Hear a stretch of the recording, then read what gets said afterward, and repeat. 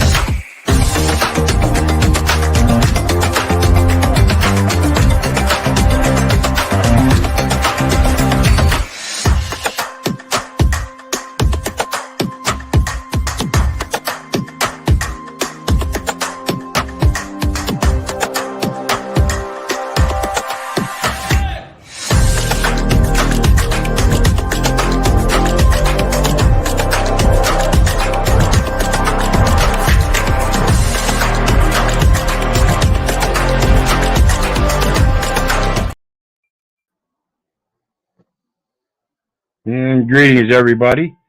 Keith here. Hoping everybody's having a good day, enjoying life, living life, loving life. My apologies for being a little late here. I was on another Zoom and had to finish up there first before I get over here. Meantime, I want to remind everybody, hit that like, share, and subscribe. There's a PayPal link down below for anybody that wants to share some love. Always appreciated. And, of course, StreamYard link is down there for anybody that wants to join. We've got John with us again today. How you doing today, John? Looks wonderful over there. Oh, Keith, it's gorgeous. Absolutely. Yeah. And thanks for telling the system yesterday that, you know, they need the consent of the governed. You know, I know you're doing it in a soft way, which is the right approach. But good job. I appreciate that. I appreciate that. It didn't go according to the way I had it written out, but again, like I explained, you know, once I got there, I didn't want it to sound rushed and hasty. So I just kind of pasted a little bit, make sure I could emphasize certain things, and of course, just adjusted along the way. But I think I still got the basics message out, and that's what we're going to discuss a little bit more fully today. I've got an appointment that I'm going to be setting up with the mayor to go down and discuss this with him a little bit more, as well as the incident with the trespass. And I've got some print-ups made of the basic obligation, and a couple other things. So we're going to go over those. And 5 CFR 575.102 is one of those that I've expressed before. And we're going to go over that in whole today, as that's a set of administrative personnel definitions. And it's a short set of definitions that kind of lays out their basic obligation in regards to the definitions and what they're dealing with first and foremost. So we're going to take a look at that. And then I've got a couple others. But this one here, as we see, it's Title V, which is employees, administrative personnel, Office of Personnel Management. Remember, the Office of Personnel Management, this is the Department of Defense. They're the ones that provide the security. Civil service regulations, recruitment, that's a military term, relocation and retention incentives, another military term, supervisory differentials and extended assignment incentives, definitions. And it says agency means an agency or legislative branch agency included in 5 U.S.C. 5102. Now we have a constitution that tells us that lays out the powers of the legislation. And in that same constitution, it lays out the powers of the judicial office. And that's what we're talking about. Authorized agency official means the head of an agency, or an official who is authorized to act for the head of the agency in the matter concerned. So the head of the agency, as a municipality goes, is the mayor. He is the executive. At the county level, you have a board of supervisors, a board of commissioners. Those are a team of executives. Then at the state level, you have the governor. He is the executive. At the federal level, you have the president. He is the executive. They are the head of the agencies. Competency or competencies means the knowledge, skills, abilities, behaviors.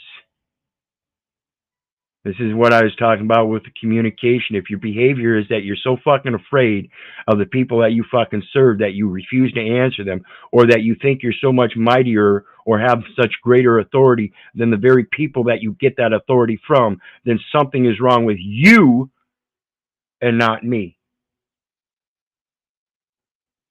It goes to your competency to understand who the fuck you are serving. Use my language. And other characteristics and individual needs to perform the duties of a position. Employee has the meaning given that term in 5 U.S.C. 2105, except that the term also includes an employee described in 5 U.S.C. 2105C for the purpose of determining whether an individual was an employee of the federal government during the 90-day period referred to in the definition of newly appointed employee. Also includes the employee described in 5 U.S.C. 2105E. For the purpose of 575.109D, an employee means an individual not yet employed who has received a written offer to a newly appointed or reappointed and has signed the written service agreement required by 575.100 or 110 before payment of the recruitment incentive. That's legalese, folks. Legalese. An employee is anyone who receives a Social Security number to obtain benefits, and this can be found at 20 CFR 422.103 under employee benefits. Who may apply for a Social Security number? Keith, while you're there, 422.402. The definition of Yep. you Yep. means an individual who owes a debt to the United States. Yep. An Okay. individual who owes a debt to the United States, and he's absolutely right, 422.402 talks about that, and that's the definition of who may apply for a Social Security number. It says you may apply for a Social Security number if you're, and it says the definition of you and your is an individual who owes a debt to the United States. So when we think about that, that application for a Social Security number is merely setting up an employment stage. But what happens is they're saying that you're a Medicare qualified government employee at the time you're born. They're saying that you are a resident of the state at the time you were born. They're saying you are a United States business, means a United States citizen when you were born. You cannot do that. You have to make those choices, and that means you have to set them out before them and give them notice of those choices as well as other choices so that they can make their own choice.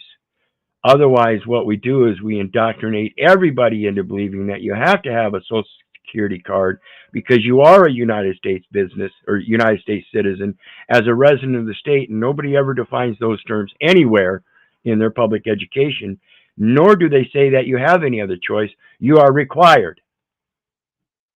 Not once does a driver's ed teacher in these schools teach anybody about the right to travel. So why isn't that part of the course? Shouldn't they be teaching about that as well, so that they know their students are making wise choices for themselves instead of just following a line of indoctrination and saying, no, you got to have a license because I had one. I don't know anything about the right to travel, and we shouldn't be talking about that here. This is a driver's ed class. Excuse me? Isn't that the first thing that we should do in Socratic debates is break down the reason and logic of those terms such as required? Executive agency has the meaning given that term in 5 U.S.C. 105. For the purpose of this title, executive agency means an executive department, a government corporation, and an independent establishment. Government corporation means a corporation owned or controlled by the government of the United States. So as a business, a United States business that is a corporate entity owned or controlled by the United States as a municipality. And that is a corporate entity, again, owned or controlled by the United States. Wait, Keith, is this CFR 515.330? Do they talk about it there too? No, this is 5 U.S.C. 103. Oh, I'm sorry, I'm jumping around. CFR 515. Okay, go ahead. And this is 5 U.S. Code 105. I'm sorry. So let's go back here. The one we're talking about, executive agency, is 5 CFR 575.102. Oh, okay. And then it says federal government. Remember, executive agencies are those corporate entities. And again, that United States business is a corporate entity. You are the executive. You're the one that executes everything through a signature. Okay?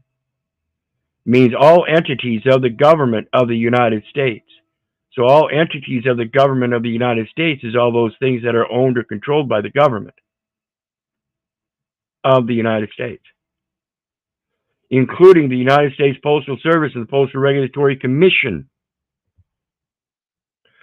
Newly appointed refers to the first appointment, regardless of tenure, as an employee of the federal government, Social Security, Medicare qualified government employee, and it's a federal number issued at the state level for federal obligations and other securities of the United States through special maritime territorial jurisdictions by United States vessels. An appointment of a former employee of the federal government following a break in federal government service of at least 90 days, or an appointment of an individual in the federal government when his or her service in the federal government during the 9-day period immediately preceding the appointment was not in a position excluded by 575.104 and was limited to one or more of the following: a time-limited appointment in the competitive or accepted service. What is the accepted service? That's service of acceptance. You're accepting the service of process. This is the contract postal unit that through indoctrination signs up for the SS5, gets a driver's license, goes out and gets a job, and now has a bank account and uses a change of address to accept service for all legalities. They become the executive of that corporate entity, and they're responsible for the legalities. The problem is that corporate entity doesn't have a board of directors in order to hire an attorney to make a representation of that corporate entity in the courts. Nor do they know that that is a requirement, nor do they understand that that's the way it's being treated and operated in those Article 1 courts. 2, a non-permanent appointment in the competitive or accepted service. Employment with the government of the District of Columbia. Wait a minute. Government lowercase of the District of Columbia. And what is the difference between that and the government of the United States? See, the government of the District of Columbia is one thing. And if the United States is located in Washington, D.C., District of Columbia, then the government of the District of Columbia rules over the government of the United States. Okay? This is why I say the D.C. Code is the long-arm statutes for the at-arm's length contracts for those executing them through handshakes and signatures. When the candidate was first appointed by the D.C. government on or after October 1st, 1987. Was first appointed. That application was an appointment. You weren't elected, you were appointed. An appointment as an expert or consultant under 5 CF or USC 3109 and 5 CFR Part 304. An expert or consultant. You are a data consultant. They require the data elements that you freely give them when they consult you. What is a consultation? A consultation is where somebody asks you. They want to consult with you. They want to gain some information and knowledge. So they consult with you. They ask you. Simple terms, folks. Learn them and understand what they're using them for. Employment under a provisional appointment designated under 5 CFR 316.403. Employment under an internship program appointment under 213.3402 A of this chapter. Or what is an internship? What is that? Is that nurse an intern at the hospital? How about that male doctor? Isn't he an intern? Don't they have to prove residency for the hospital? Isn't that what they call those programs? Those are military terms, guys. Understand that. Okay. Employment as a senior executive service. Senior executive service. Limited term appointee or limited emergency appointee.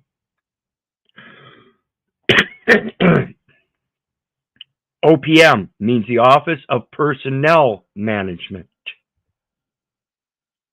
Rate of basic pay means the rate of pay fixed by law or administrative action for the position to which an employee is or will be appointed before deductions and including any special rule under or similar payment under other legal authority. And this is the thing that's talking about your right to contract. They've already got it lined out. And if you're willing to step up and say, yeah, I'll accept those, you're the slave. You've been duped. You didn't put your value in there. And any locality-based comparability payment under 5 CFR Part 531, Subpart F, or similar payment under other legal authority, but excluding additional pay of any other kind. This is the part where they're not recognizing that you have the capability of having an additional payment. There's an additional payment needed here. The additional payment is that if I'm going to be involved in this as a contracting party and held liable, then I need to be compensated for my labor. You cannot just force labor. 18 U.S.C. 1589, to the use or threatened use of a law or legal system, whether it be civil, criminal, or administrative, for a purpose that it was not intended. That means I have to have the ability to discern what all it entails. And if there's an additional pay that I can ask for, why would I be denied that additional pay? For example, a rate of basic pay does not include additional pay such as night shift differentials. Public pay does not include such additional pay as private differentials. Private value differentials. Or, as it says here, environmental differentials. And this is where I'm going to go back to that 40 U.S. code. I can't remember exactly which one what it is, but it talks about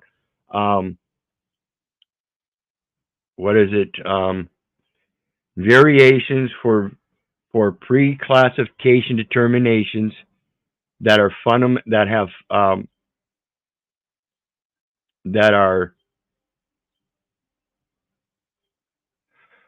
variations for pre-classification determinations that have fundamentally different factors in nature. Fundamentally different factors in nature. And you might be surprised, and I'm not going to go into it here, but this differentials and variations here under the environmental differentials, that's the agriculture that they're converting of your labor, and everything is based on small business concerns related to farming and ranching, and that is where the true credit comes from, is the Farm Credit Act, not the federal government or the Federal Reserve. Service agreement means a written agreement between an agency and an employee under which the employee agrees to a specified period of employment of not less than 6 months or more than 4 years with the agency in return for payment of a recruitment incentive. Recruitment incentive. Any questions on that, John? That was pretty succinct, wasn't it? Yeah, that one was, Keith. No questions on that one. And this is my favorite one. Competencies means the knowledge, skills, abilities, behaviors, and other characteristics an individual needs to perform the duties of a position. And if they fail in the very first basic obligation of communication, it tells me they are not competent. Period. So let's take a look.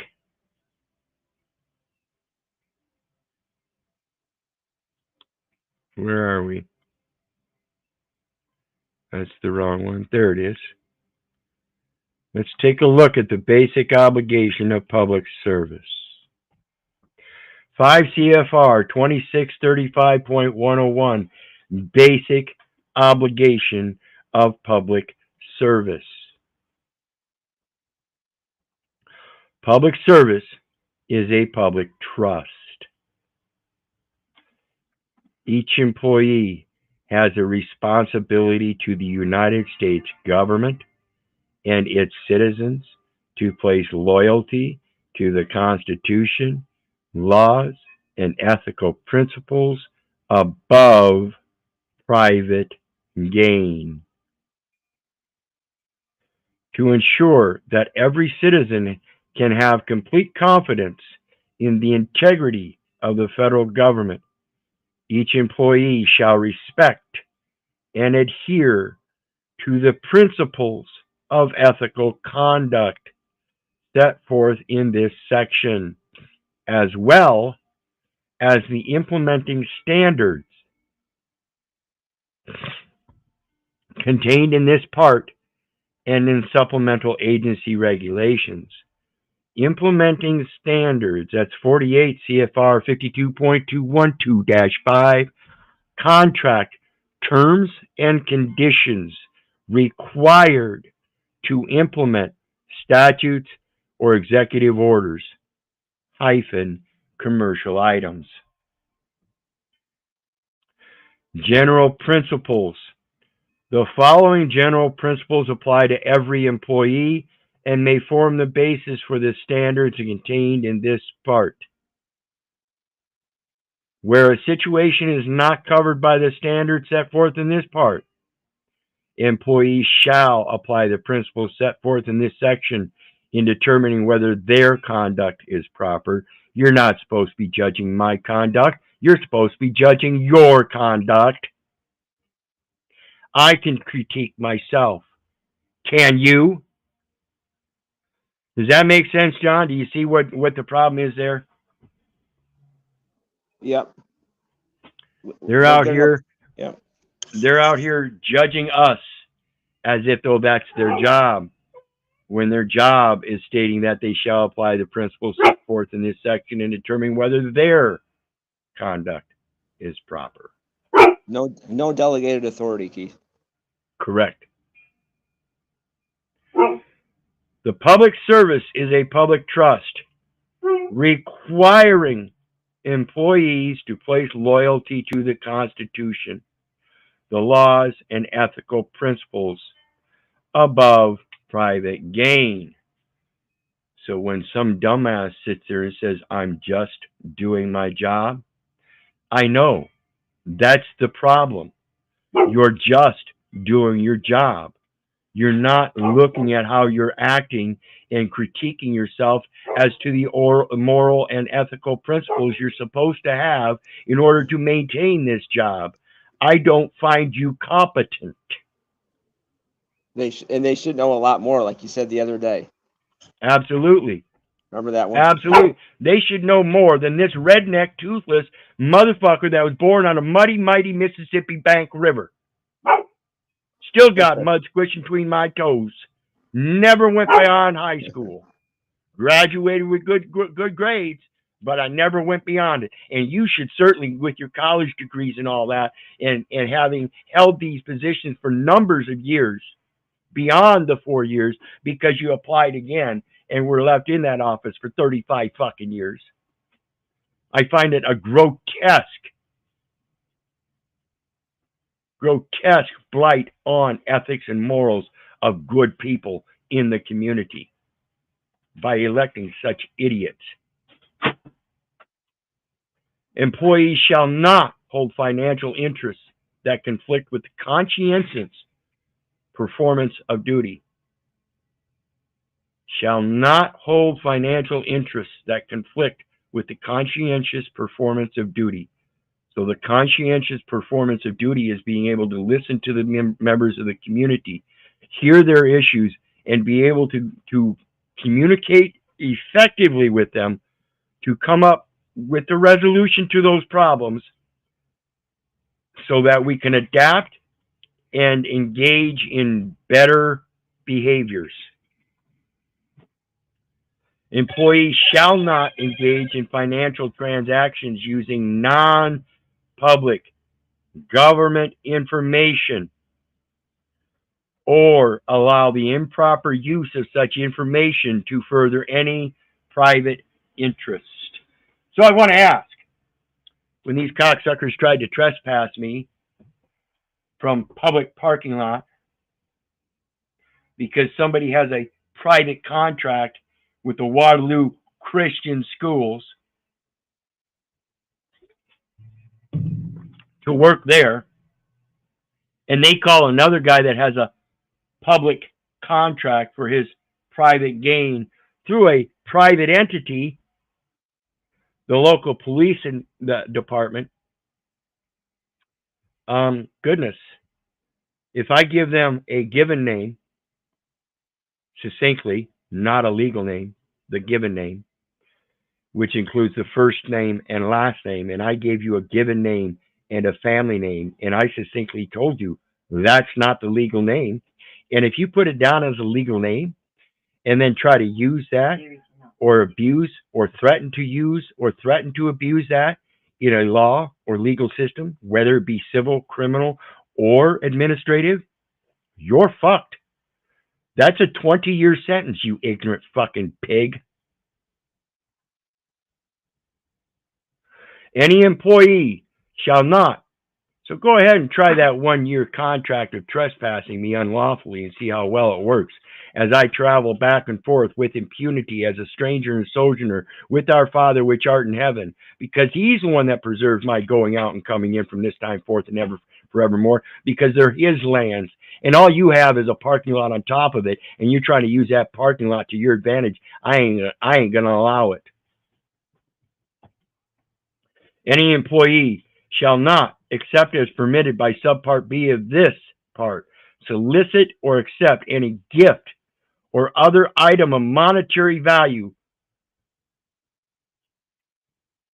acceptance, and acquisition, 48 CFR 52.212-5, contract terms and conditions required to implement statutes or executive orders, commercial items, commercial goods, things of monetary value.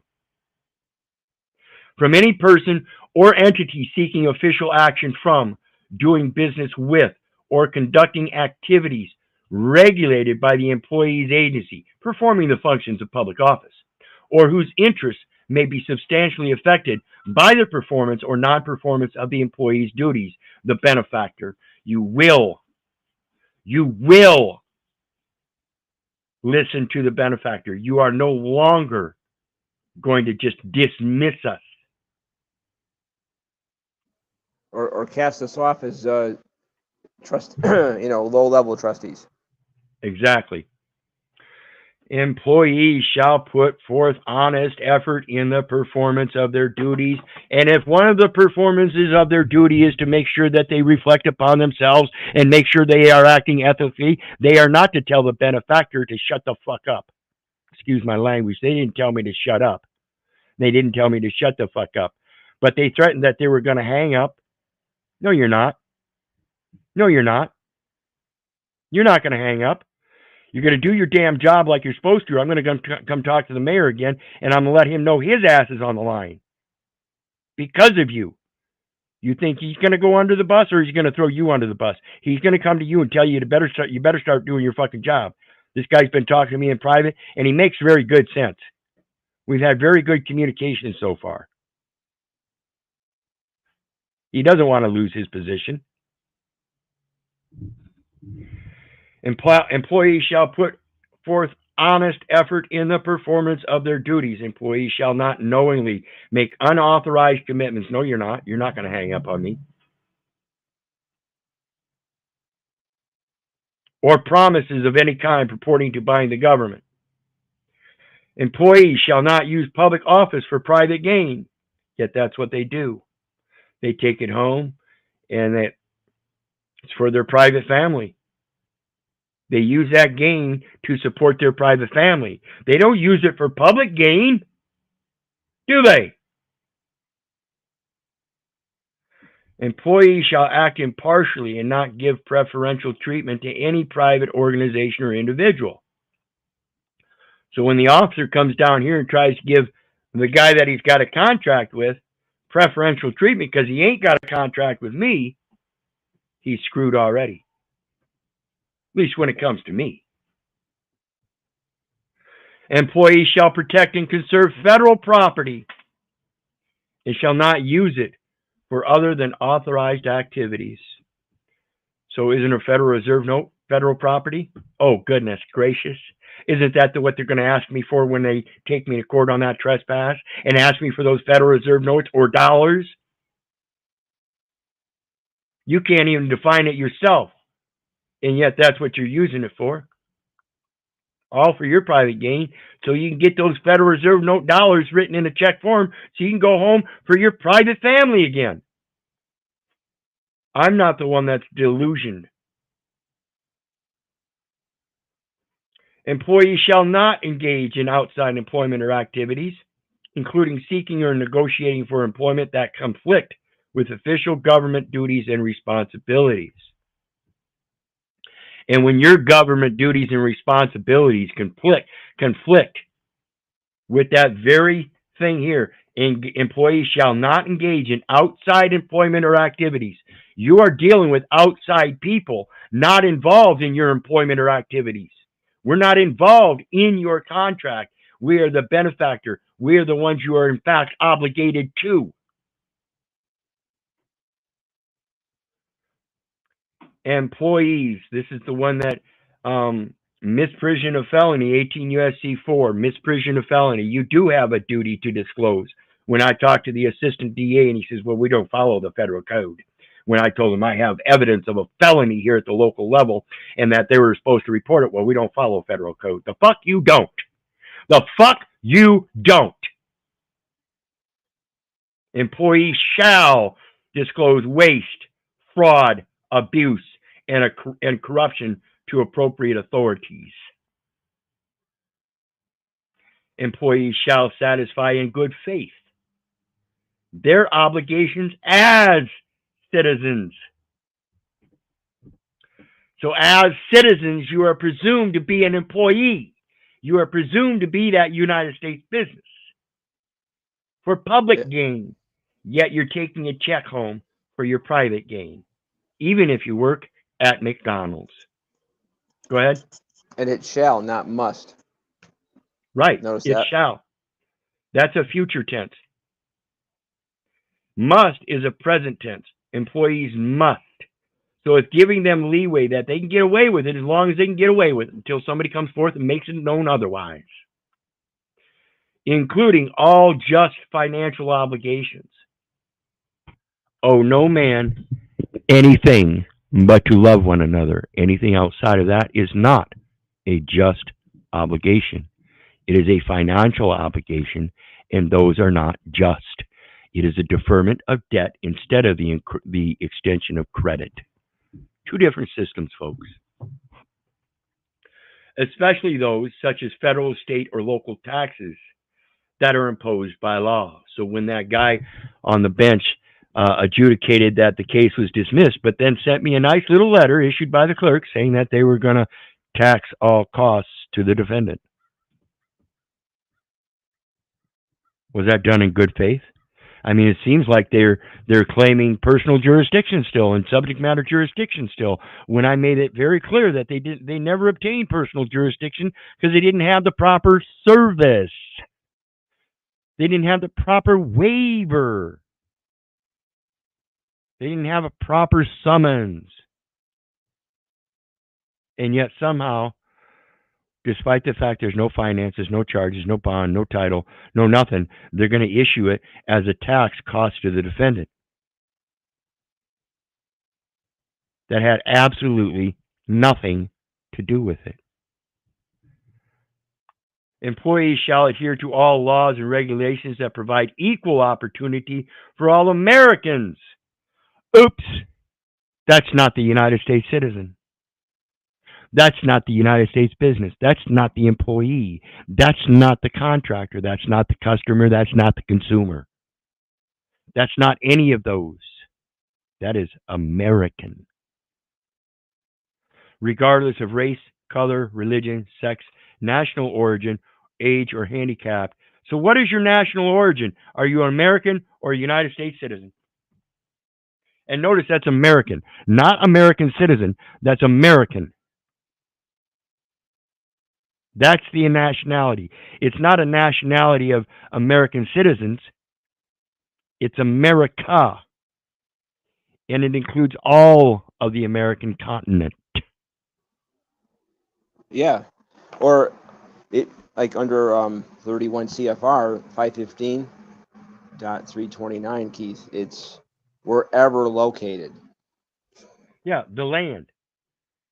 The land. 515.10 what? What was that code? 31 CFR 515 what? .329.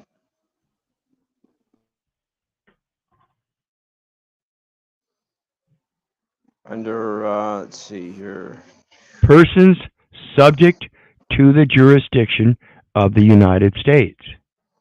And very succinctly it says, any person whosoever located. Now, what are you using as a location? You're using a physical street address. Citizen or resident of the United States. Any person wheresoever located who is a citizen or resident of the United States. Get off the claim of citizen or resident of the United States, and it doesn't matter where they locate you then. That's why I use that different address form. United States citizen is someone known by first and last name. If it's Brother Keith, full colon stop, in Ecclesia, full colon stop is the first line. The second line is care of, semicolon, Joyce, full colon stop, and then the street name and number, and then the city, state, and zip and square brackets for the third and fourth lines, and then the fifth line is not within the United States or United States of America. Then you have a 5-line address that doesn't identify a citizen or resident of the United States, so it doesn't matter where it's located. Well, yeah, Keith. Like, can you see it like 329, like A? Wherever located. In other words, they could claim half the world as a citizen if they want. I mean, any person wheresoever located. That's the address. Around the world.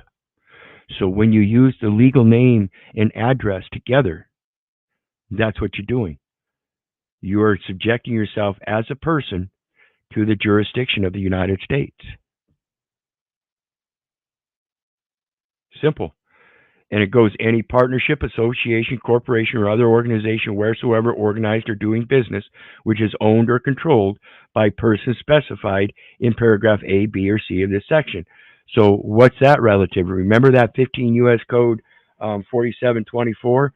And it told us about the trade shows. The American United States business is a United States citizen. United Yep. States Yep. citizen. Business means United States citizen. Watch this. A corporation, partnership, or other association created under the laws of the United States or any other state, or a foreign corporation, partnership, or other association more than 95% of which is owned by the person described in subparagraph A, B. The term small business means small business concern. So what was that? What was that? It was owned or controlled by person specified in paragraph A, B, B, United States. Okay, so let's go back here. What is the small business concern of section 350 or 15 U.S. Code 36632?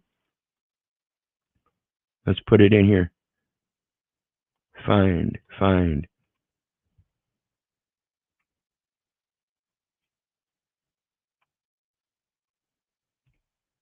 Small business concern. For the purpose of this chapter, a small business concern, notice that's all lowercase, including but not limited to enterprises that are engaged in the business of production of food and fiber, ranching and fly, raising livestock, aquaculture, and all other farming and agriculture related industries shall be deemed to be one which is independently owned and operated and which is not dominant in its field of operation. Did you know that relates to the what is it? Government controlled or operated. Government controlled or operated. Well, we'll look that up some other time, but that's basically what it is. It's going back to that competencies and all that, and the fact that it's all a basic obligation of the public service of that government of the United States. It's the one that owns and controls those businesses. They don't own and control the people.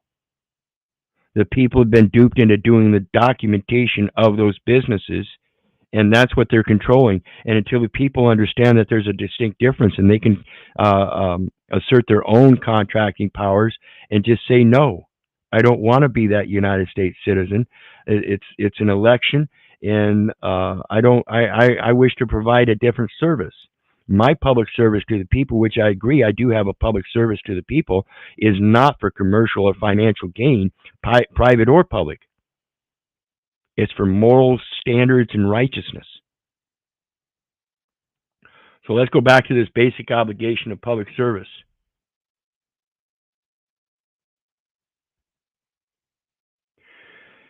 It goes on to say, employees shall endeavor to avoid any actions creating the appearance that they are violating the law or ethical standards set forth in this part. Whether particular circumstances create an appearance that the law or these standards have been violated shall be determined from the perspective of a reasonable person with knowledge of the relevant facts. Going back to the competencies. So when somebody tells me, well, I didn't know that, I'm just doing my job, that tells me they're not competent, and shall be determined from the perspective of a reasonable person with knowledge of the relevant facts. So when you dismiss that reasonable person with knowledge of the relevant facts, as if though he doesn't know what the fuck he's talking about, because you're just doing your job and your boss didn't tell you anything about that, therefore you don't know, you have been given notice. And then you choose to ignore it. That is the fraud. That is the neglect. That is the incompetency. Related statutes. In addition to the standards of ethical conduct set forth in this part, there are conflict of interest statutes that prohibit certain conduct. Criminal conflict of interest statutes of general applicability to all employees, 18 U.S.C. 201, 203, 205, 208, 209, and you can go through and look those up if you want. And I'll include many others, 18 U.S.C. 4, 18 U.S.C. 101, 18 U.S.C. 1341, 1342, 43, 40, on up the line. All kinds of them. All kinds of them, because these people don't research this stuff. So they're violating so many of them, and they're not holding their competency up. They are using it for private gain because the only thing they're doing is just their job, and they're doing just their job because they need to take a paycheck home to support their family, which is a private endeavor.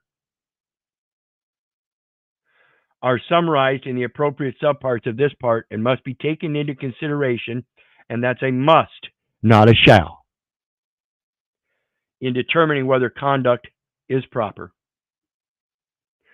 Citations to other generally applicable statutes relating to employee conduct are set forth in subpart 1, and employees are further cautioned that there may be additional statutory or regulatory restrictions applicable to them generally or as employees of their specific agencies.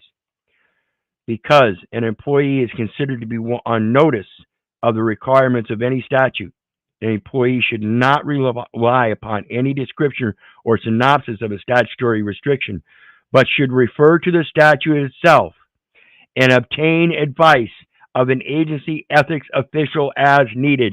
When you avoid this, you are telling me you are not operating with ethics. When somebody gives you notice and you don't do your job and you just blatantly dismiss them and don't follow up and refer to the statute itself and obtain that advice from an agency ethics official as needed, it tells me you don't give a fuck about the ethics. And I am fucking tired of it.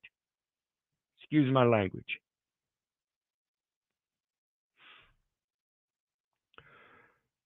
So, the next one, let me see here if I can find it.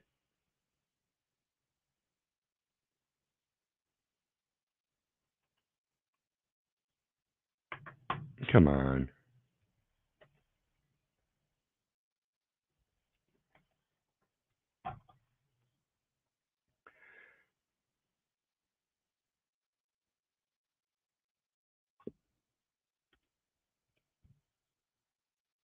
There we go.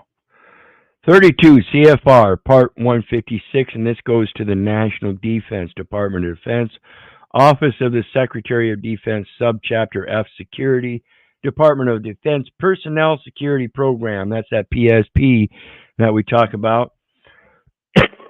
And this is going to give us purpose, applicability, policy, responsibilities, national security positions, common access card investigation and adjudication, and definitions. Got this stuff down here. You'll notice in here it says 5 U.S.C. 301 as an authority, and we're going to take a look at this purpose. And it says purpose. This part updates policies and responsibilities for Department of Defense Personnel Security Program. Again, mentioning 5 U.S.C. 301. That's that departmental regulations applicable to Department of Defense, plain writing and government documentation, and minimum birth registration requirements. Under the minimum birth registration requirements and the establishment of that legal name and the creation of a United States business, there is no education beyond teaching anybody what any of this stuff means.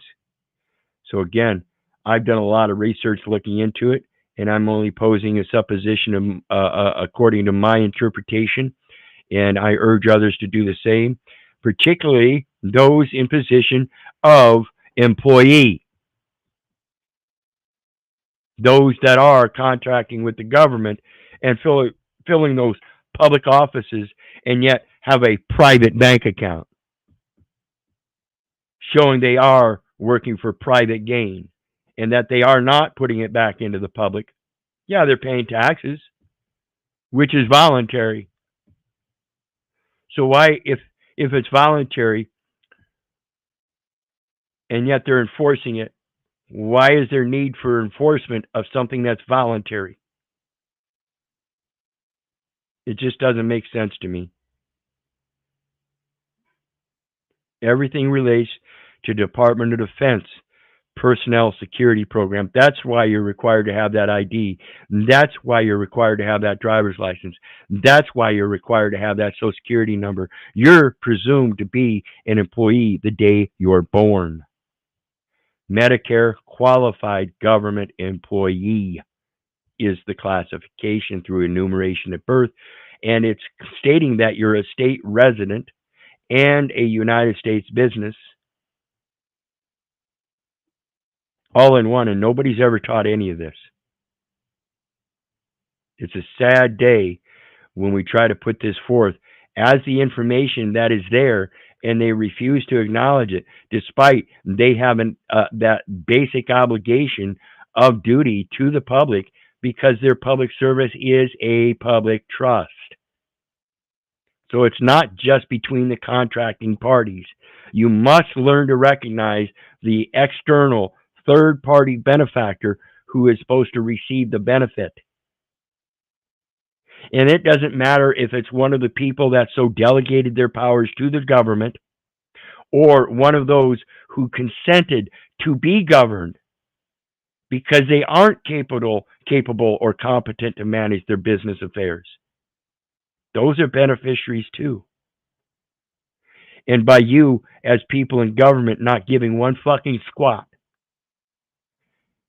for anything but yourself in that paycheck, proves your incompetence, negligence, and at some extent, your committing fraud, your willingness to commit fraud, because you just don't give a flying fuck about ethics. You have no moral scope whatsoever. Your moral turpitude is blatant. I wish people would wake up to that. I wish people would understand that this little concept of I'm just doing my job is a bold statement. I'm one of Hitler's willing executioners.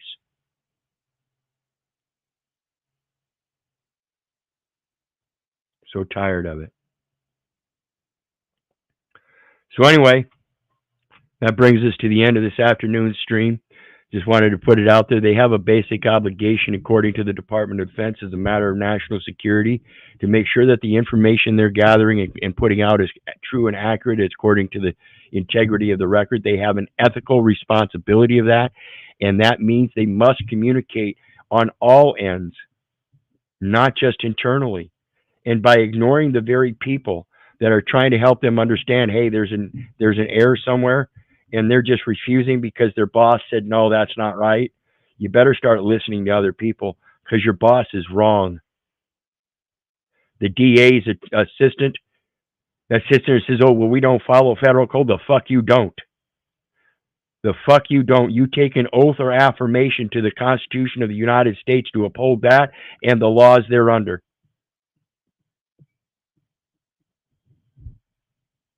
What do you think, John? Words on the way out?